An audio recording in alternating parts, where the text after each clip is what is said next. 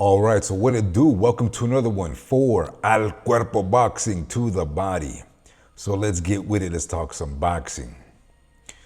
So we just saw the great fight between David Benavidez, who's now the champion, dethroned Zurdo Ramirez for his two straps. And also, David Benavidez is now, if I'm not mistaken, ranked like at number 5 or 6 on the ring list, right? On the ring mag list, pound for pound ring list. I think he's 5. And that's good, actually. That's good. He's stepping in. I think before him is Bam Rodriguez. And then I don't know who's number 3, but before that is Usyk, and now Naoya Inoue, I believe, is now number 1 after his win with Junto Nakatani. I was going to do a video on the Nakatani and Inoue fight, but maybe some other time I'll dive into that. Let's wait for who they're going to fight next. I'll just say that in my opinion, I would have preferred to have seen Nakatani versus Logan Hernandez in the rematch. It's a well-deserved rematch, guys. And then I guess Inoue wait for that winner with a different stay busy fight, but whatever. I guess maybe the Japanese fans win. They got the fight, but I thought the fight was a bit mediocre. I thought they should have done a bit more to maybe go for the stoppage from both sides, but very good techniques, very good boxing from both. But anyways, that's that. So David Benavidez is now ranked number 5 on the pound for pound ring mag list, which is an important, pound for pound. But in the last days, man, since his win over Zurdo, I've noticed a lot of left and right fan criticism for who David should fight next. Criticism that David, I wouldn't say avoiding. It's too soon to say avoiding. That is the ring champion right now, who is Jai Opetaia.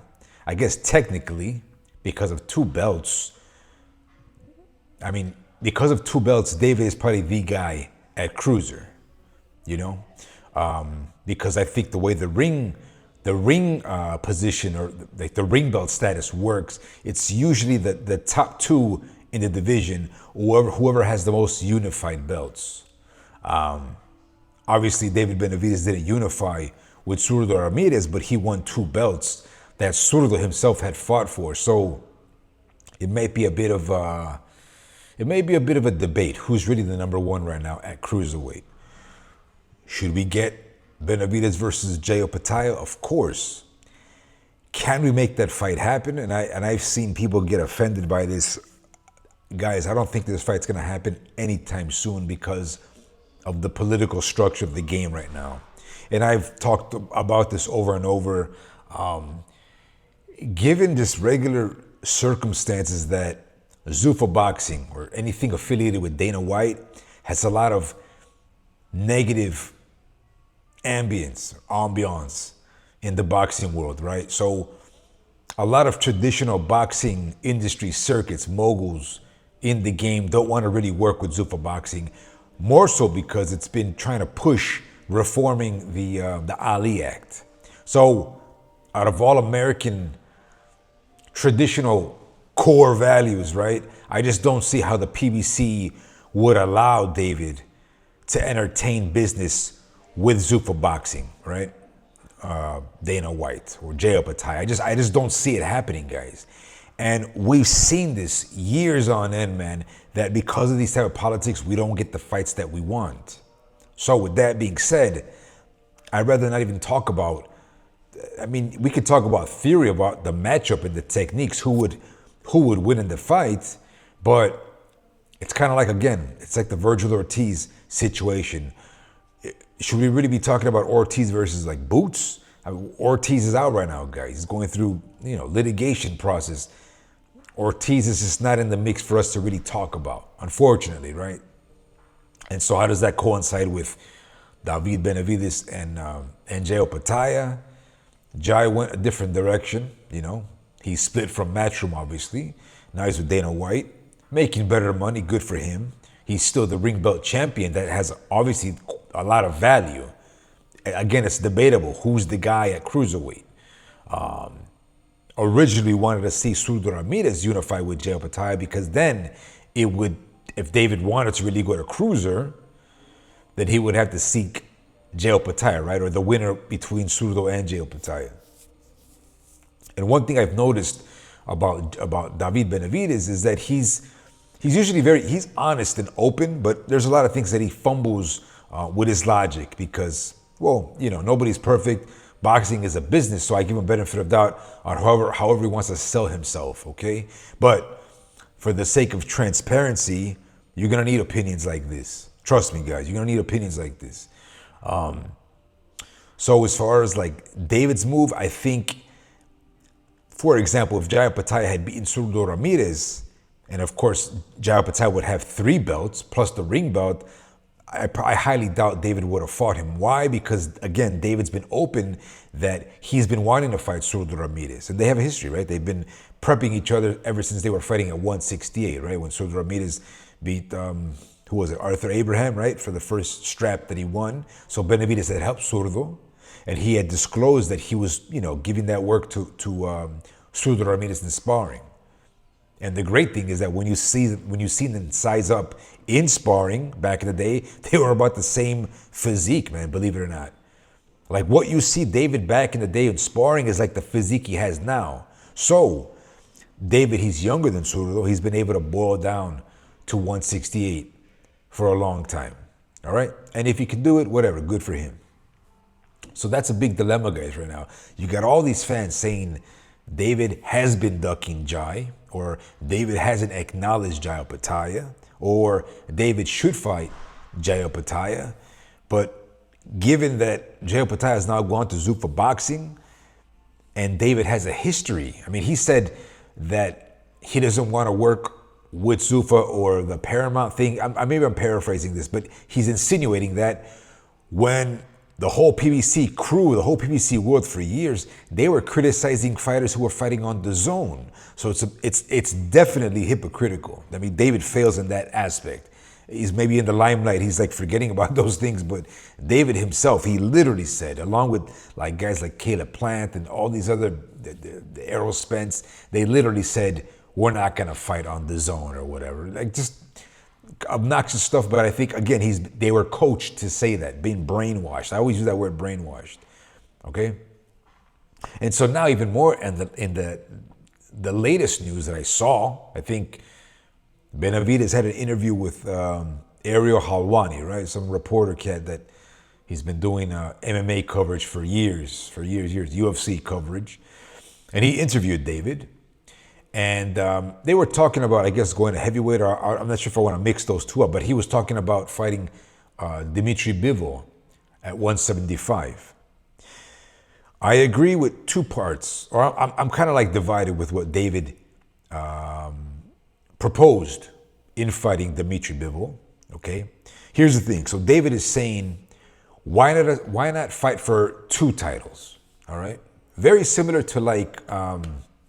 when Sugar Ray Leonard fought Donnie Lalonde, it was for 2 straps, if I'm not mistaken, guys. If I'm not mistaken, it was for the first super middleweight belt and the light heavyweight belt.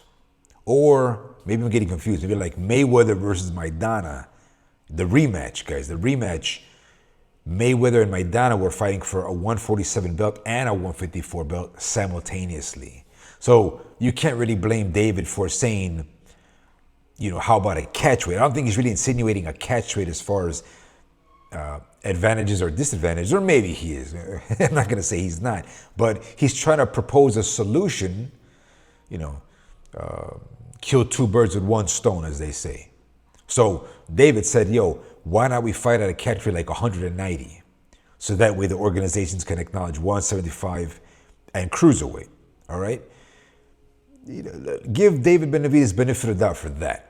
It's not a bad solution, but of course you're gonna have devoted Russian fans that love Dmitry Bivol, okay, his style. Yeah, I like Bivol. I like them all, by the way. I like them all. They're all good for boxing. But let's break it down.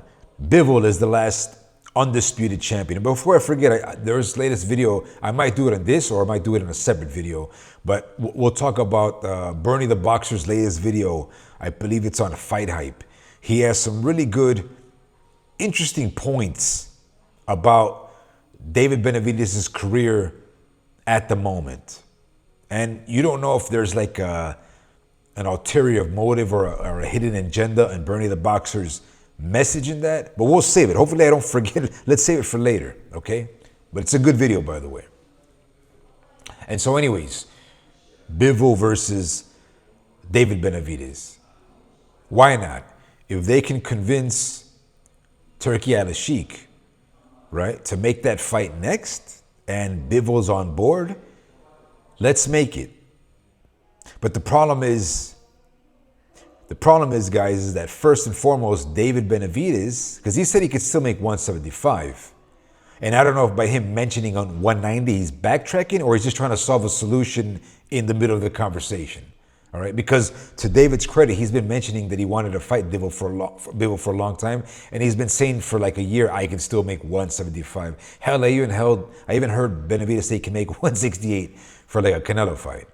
All right, if he can do it, hey man, props to him if he can do that. All right, so we've got criticism right now with Jail Pataya, right? We got criticism right now with Dimitri Bivol. All right, let's not forget, guys. Let's not forget here. One thing I don't agree, and maybe I could be wrong, but could you guys imagine, here's a good example, because Mayweather, as much criticism as Mayweather gets, he's like a staple, or he's a high standard of what you probably wouldn't see with him in the current circumstances that I'm gonna mention, right? Comparing David Benavidez.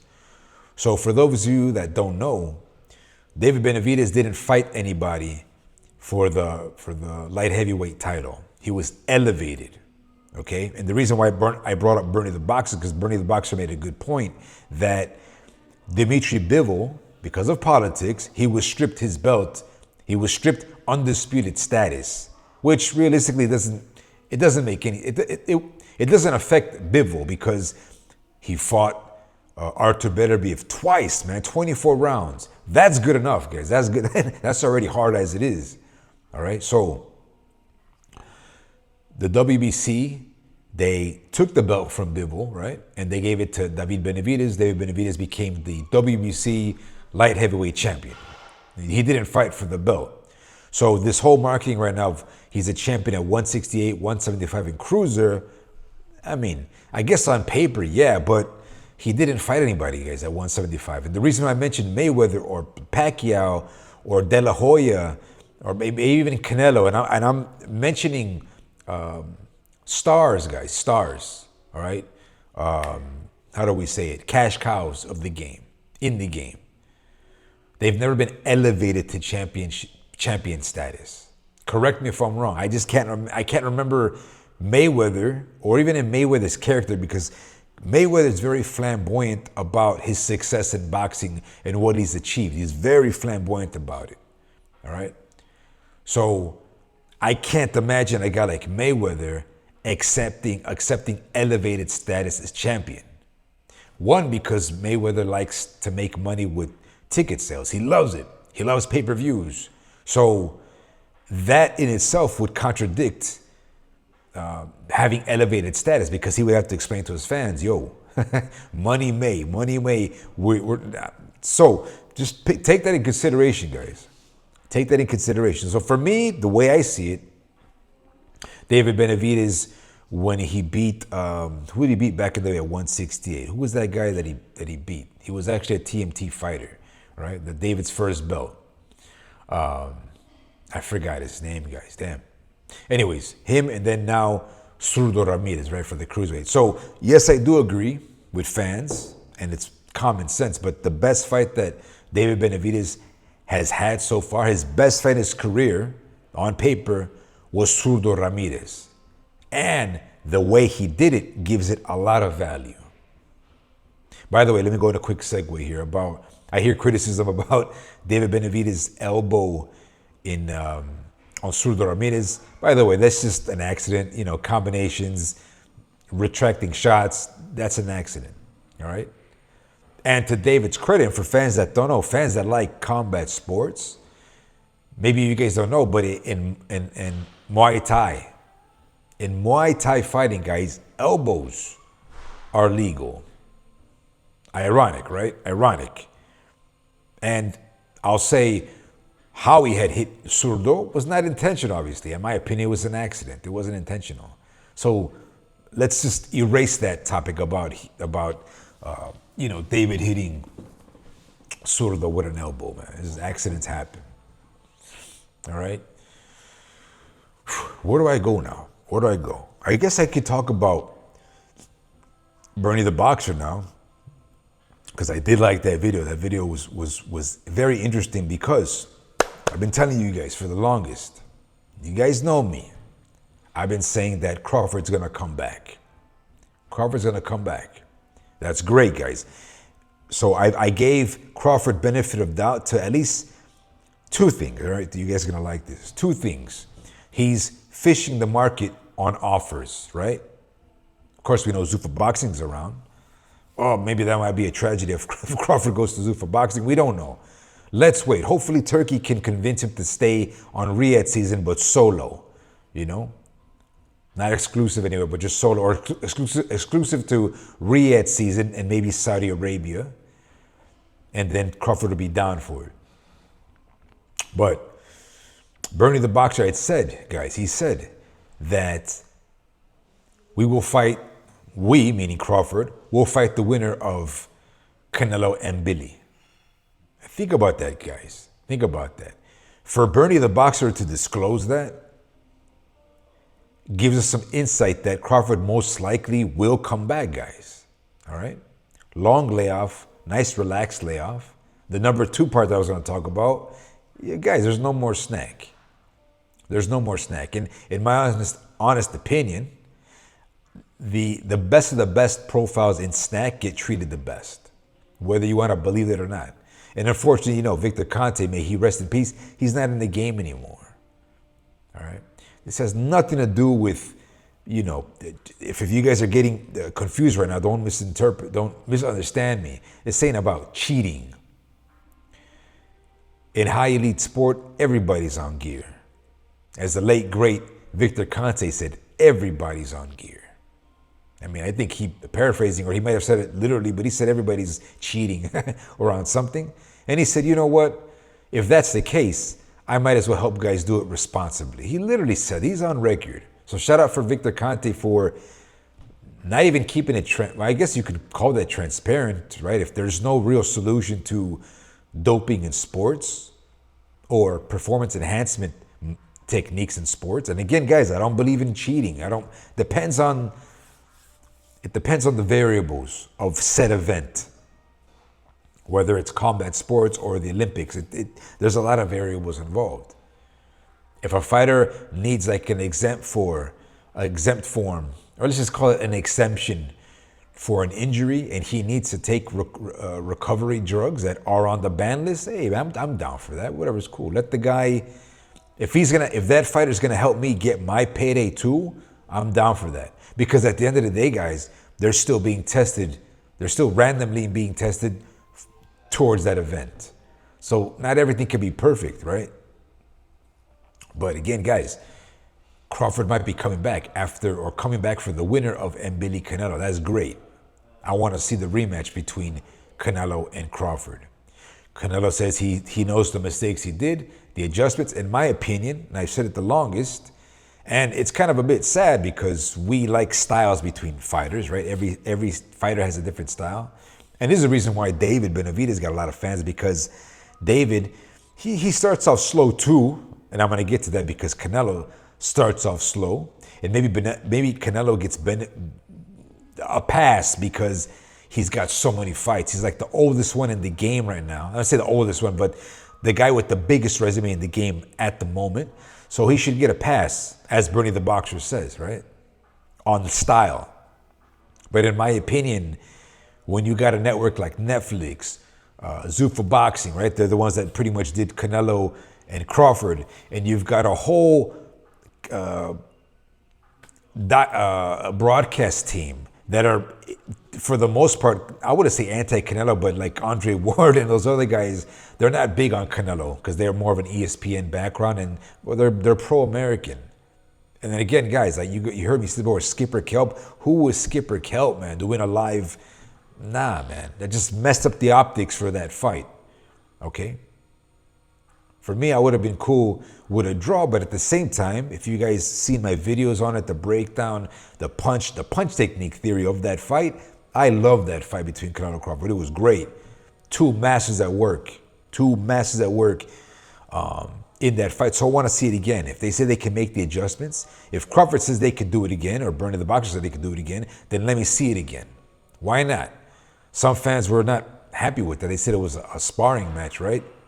So, sorry there.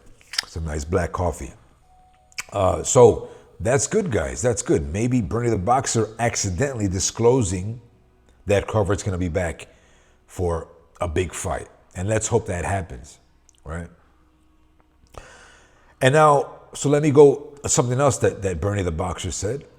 Bernie the Boxer said about the whole Canelo Benavidez theme or narrative. And I'm going to credit Bernie the Boxer because this is the first time that Bernie the Boxer, or I should say, this is the first time that an industry head in boxing was more objective or transparent to the reason why David never got the chance to fight Canelo.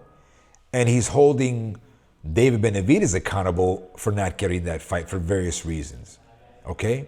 And we've said this before many times. And fans probably don't even care about it, but it's important to do a breakdown about that. So Bernie the Boxer said three things, and we've been over this stuff. One theme was about the disrespect. We'll get to that, don't worry, because fans get confused.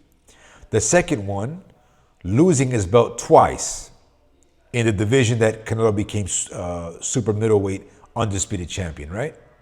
And then the third thing, he said how to get the fight if you really want it, right? Same way like Chad Dawson did it, right? Concessions, or compromises, whatever you want to call it. So let's start off with this whole disrespect thing. All right, now, man, I've said this so many times because let me do a quick disclaimer between the whole Canelo Alvarez and Benavidez drama saga. First and foremost, Canelo has always been criticized for years, guys, for years. And by the way, Bernie the Boxer even acknowledged this, and so many industry pros have acknowledged this. They literally say this, guys. They literally say this, verbatim. Canelo is not really a 168 fighter. Let me repeat that. Canelo is not really a 168 fighter. So let's say at best, a 160 fighter, all right? A middleweight fighter having fought at 168 and 175. Nothing new with greats in the boxing. They've gone up and down, or they've done 5 weight classes, okay? So nothing out of the norm when it comes to high-class talent. Duran, Hearns, Sugar Ray, whatever, and so forth and so forth. Sugar Ray Robinson. B-Hop, Roy Jones, James Toney, to name a few. So, I lost my thought here because the three things that Bernie the Boxer had mentioned, right? So the disrespect, let me go back to disrespect.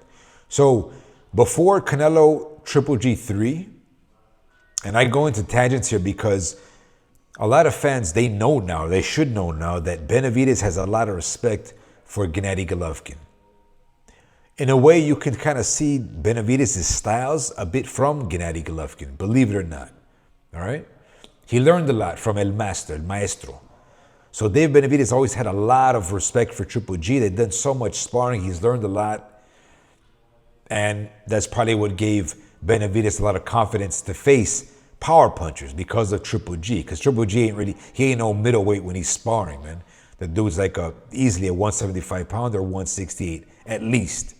All right, as most fighters are. They're always a weight above or 2 weights above when they're in their off season or prepping in camp. And you need that. You need to fight bigger guys, stronger punchers to get the best perspective for fight night, okay, against your challenger, against another good challenger. So the disrespect. So you could say, or you could theorize that the reason why Benavidez has always had motivation to want Canelo was because Canelo essentially, the key word is essentially, beat his maestro, Triple G. So in David Benavidez' mind, he knows he's way bigger than Canelo. He knows he's way bigger than Gennady Golovkin. So of course he's going to want a shot, an opportunity for Canelo Alvarez, right? And so when the final chapter ended, or the saga ended between Triple G and Canelo, right, the third fight, that's when we first heard Canelo's criticism towards the Benavidez team, because the PBC, the Vegas industry reporters, I think, what was his name? What's that guy that looks like Shaggy? Shaggy from that Scooby series. Sean Zettel, right? Sean Zettel instigating on bias for the PBC world, or just PBC related fighters, right? Because it's Vegas, whatever. Instigating that he should fight Benavidez because Benavidez is Mexican, or, just all this kind of stuff. But before that, guys, Canelo and industry weren't instigating a year prior. Maybe they were, but more respectively, right?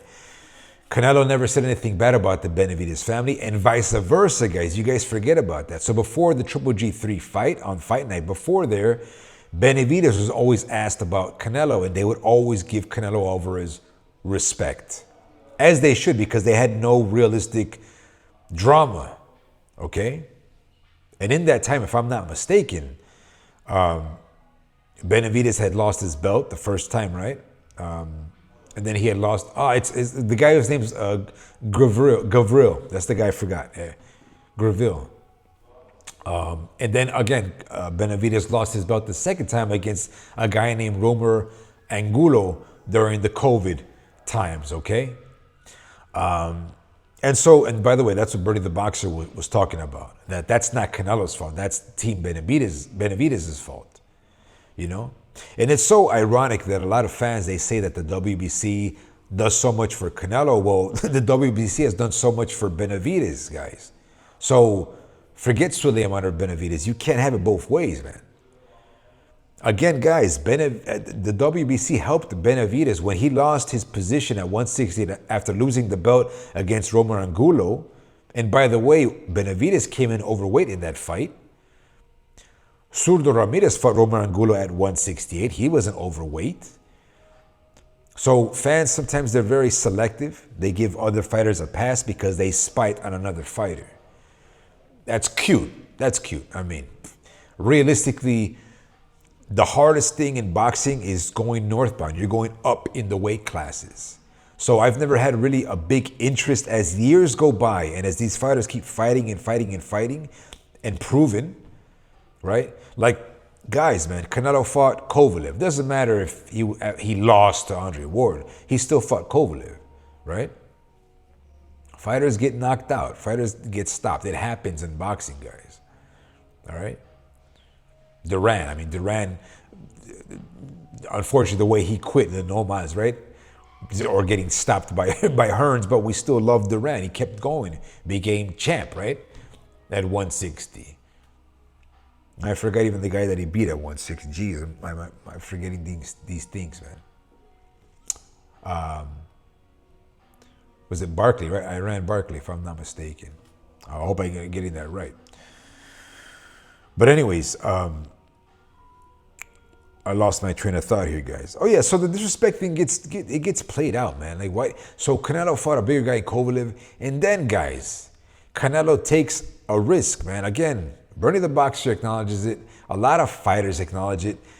A middleweight is challenging himself to fight a 175 Dmitry Bivol for that strap. That's hard, guys. Canelo didn't get stopped. He didn't get knocked down. He fought a future undisputed champion in Dmitry Bivol. How is that not to be liked, guys? If you're a fan of boxing, you automatically have to like that. If you're a practitioner, guys, if you're a real boxing head, how are you not to like that, man? It makes no sense. But whatever, boxing is for everybody. I was gonna say boxing is not for everybody. Boxing is for everybody, all right? But try and keep it transparent. Put yourself in that position, all right? I don't see why people want to see a bigger guy, I guess, beat down on a smaller guy. I'm cool down for the challenge, but I mean, I don't know. Maybe fans, you didn't like to be picked on when you were a kid. You were picked on by bigger guys, and so therefore maybe you want the reverse outcome to satisfy you, or maybe you were the bully and you liked picking on. I don't know. I don't get it. All right. And so fast forward, right? So Canelo already fought a bigger Bivol than him, a bigger Kovalev. Triple G was actually bigger than Canelo. All right, he's fighting bigger guys. He wanted to fight. He fought Callum Smith, man. Callum Smith is huge, huge. He could easily fight a cruiser the same way Sordo and Benavidez can.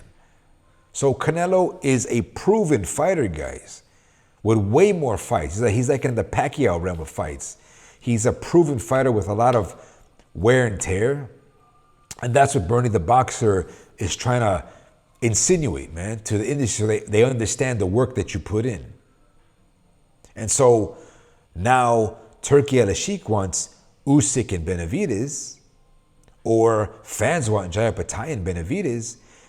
And you see some mixed fan reviews like, oh no, why does David have to go up or whatever? Guys, Surdo Ramirez is probably about 5 pounds heavier than Usyk on fight night at heavyweight. All right? Think about when Usyk, after he fought Witherspoon, right? Is that his name? And then he fought Derek Chisora. All right, he was around the 220 realm. All right. Same thing with Surdo Ramirez. If you saw his weigh-in against David Benavidez, he was thinner on the weigh-in, then on fight night he was blown up. Assume 215, 220 on fight night. David Benavidez maybe 210. All right. So Benavidez could, if he wants to, go for the glory. And shout out to Jay. Let me do a quick segue here, man, because I forgot it. Probably the reason why I'm even mentioning this is because Roy Jones Jr. was also talking about David Benavidez's next move. All right. I think he had mentioned, this is what Roy Jones Jr., I'm paraphrasing here. Roy Jones Jr. said, don't go for Jaya Pattaya. Just go for Usyk right now.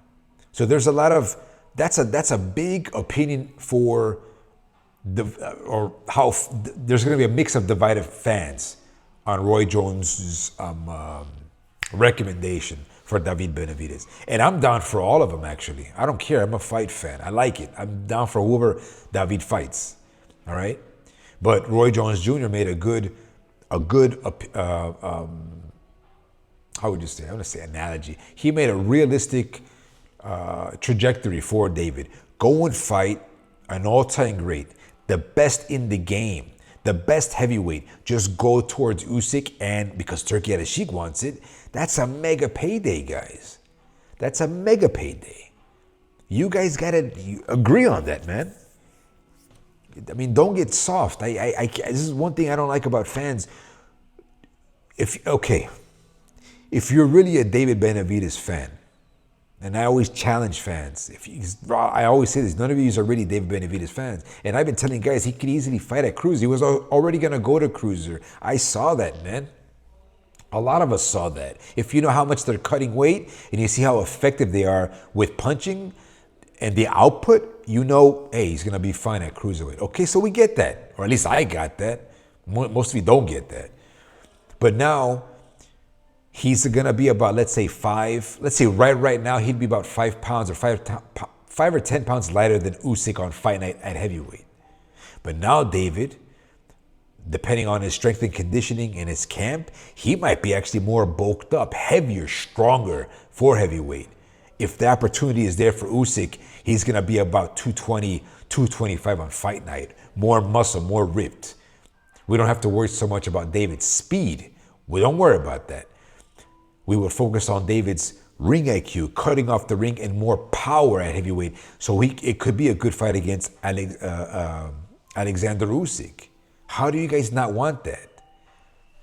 I think a lot of you guys are scared. You don't even know what you're scared about. You just get confused because you're still focused on Canelo maybe.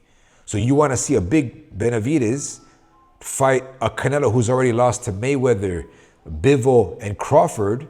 You want to see that fight more than David daring to be great to fight Alexander Usyk. Make it make sense, man. It makes no sense why you guys would want the other way around.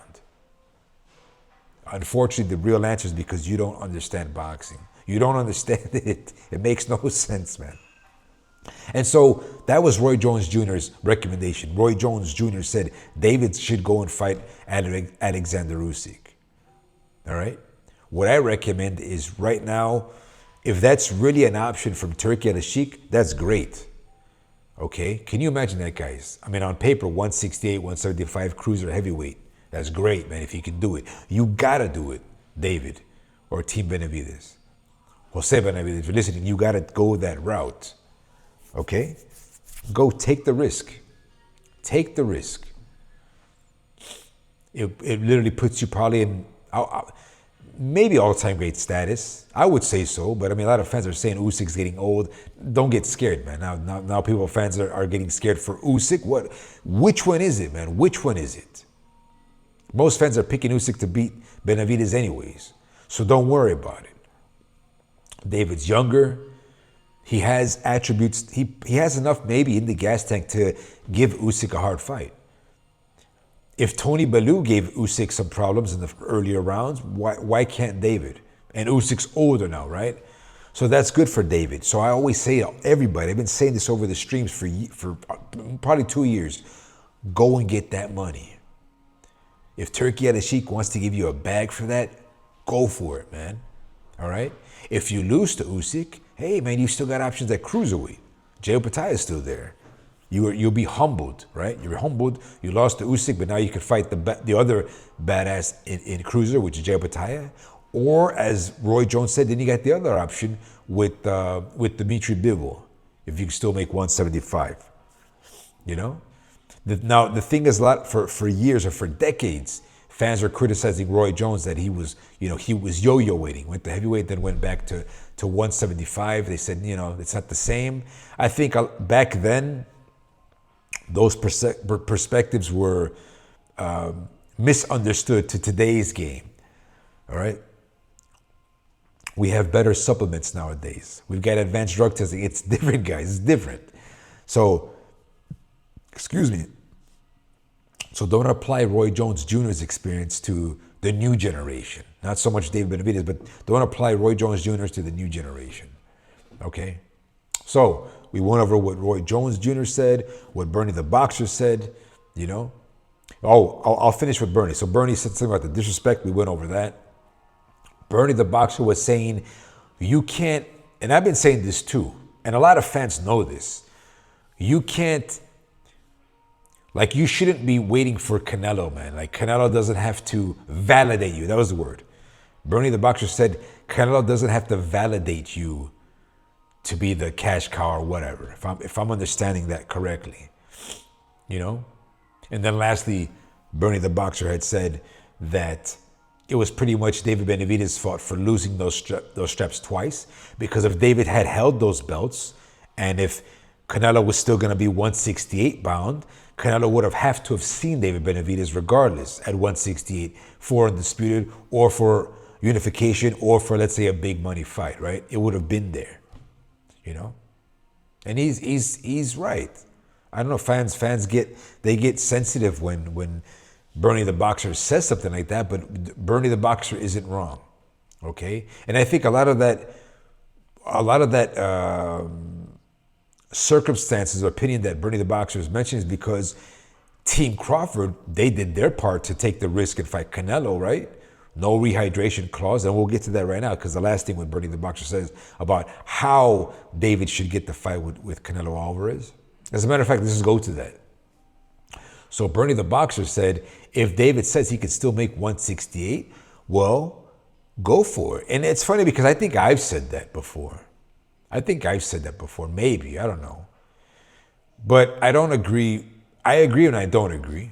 But Bernie the Boxer is saying, do a 168 fight with Canelo and then do a 10-pound rehydration limit, right? The morning of the fight. That's fair in a way, right? Because it follows like the IBF type of protocol. But then the bad thing about that is a lot of fans, they won't like that. They're going to think that stipulation is something new. They're going to interpret that as something new, so maybe that's not a good solution. I would prefer, in my honest opinion, do 168, but no stipulation afterwards. That way we don't have to worry about fans complaining about it.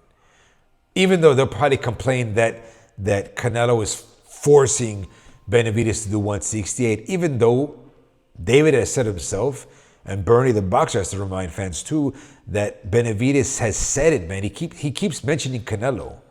And Benavidez said, I can make 168. So guys, if the fighter himself is saying it, shouldn't your criticism be towards David, not the other fighter? So if it bothers you, then that's why Canelo doesn't even need the fight. He's not in a win-win situation, right? Well, in a way, Canelo is in a win-win situation because he's already a proven all-time great fighter. He's got so many fights, and he's still fighting. He's going to try and fight Billy now for the WBC belt, and most likely the Crawford rematch, and who knows after that. Money talks, money talks. So, in my opinion, Canelo is still staple. I can see lately that Canelo and DAZN or some other affiliates are still making it that Canelo is the Cinco de Mayo champion still because he's active, right? But I think it's 50-50. I mean, I have bias, I have preference. I'm glad that all the paisas, all the paisanos are getting hype for the Cinco de Mayo theme. And then, of course, we got, Mexican Independence Day in September. So, my bias is different, of course. We're winning no matter what. Raza wins, right? So, what else? So we went over what Bernie the boxer said, right? The disrespect, that's boring, man. I don't care about that. The David losing his belts, that it's not Canelo's fault that he lost the belts. All right. Very, very brave that an industry head finally said that, because what does Bernie get out of that? I could only imagine that Bernie the boxer is citing full Canelo on this. It's almost like Team Crawford, they don't like David. It almost seems like it. I mean, they can respect the fight itself, but Bernie the boxer's 3 points seems like he's not really a Benavidez fan. As a matter of fact, it might be because, yeah, that's what it is, guys. I got it. You know why they're doing that? It may be some residual circumstances between Crawford and Jose Benavidez. Remember that fight? So those teams didn't get along, guys. Maybe that's why Crawford, they don't like the Benavidez team or camp family. They don't really like them. And maybe vice versa, As a matter of fact, that should give David Benavidez some fuel to fire back on those type of responses. Let's wait, man. Hopefully David Benavidez will respond to Bernie the boxer's opinions. But guys, let's conclude this, man. Boxing isn't perfect. Boxing isn't perfect. I'm down for all these fighters to do whatever. Let's just get the fights that we want. But I guarantee you that David can't get the Jayo Pataya fight and vice versa. This is not going to happen, guys. So don't waste your time even talking about that, in my opinion. What else, guys? So we went over Bernie the boxer, what Roy Jones Jr. said. Canelo's coming back in September for Billy. Hopefully we can get Benavidez versus Bivol. I'm down for that. Or even let's get maybe Benavidez versus Artur Beterbiev. But again, guys, I'm going to give David benefit of doubt that he's not really serious about 190, a catchweight with Bivol. I think at this point, maybe David knows. Well, he got a lot of good optics and metrics and response after his win over Sudo Ramirez. So that's a big question to you guys. Let me know what you guys think in the comments section. Who is now the A side? Who is now the A side? Because Benavidez is a proven guy. He's a proven cruiserweight champion. Who is the A side? Him or Dmitry Bivol? So if Benavidez really wants Bivol, and he wants Bivol because Bivol had beaten Canelo Alvarez and he had beaten Artur Beterbiev.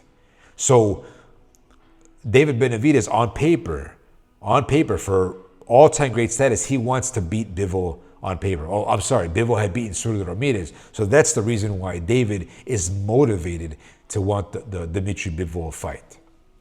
I hope through this whole thing I didn't get names wrong, this and that. But that's my perspective, guys. I'm trying to keep it in the middle, transparent, okay?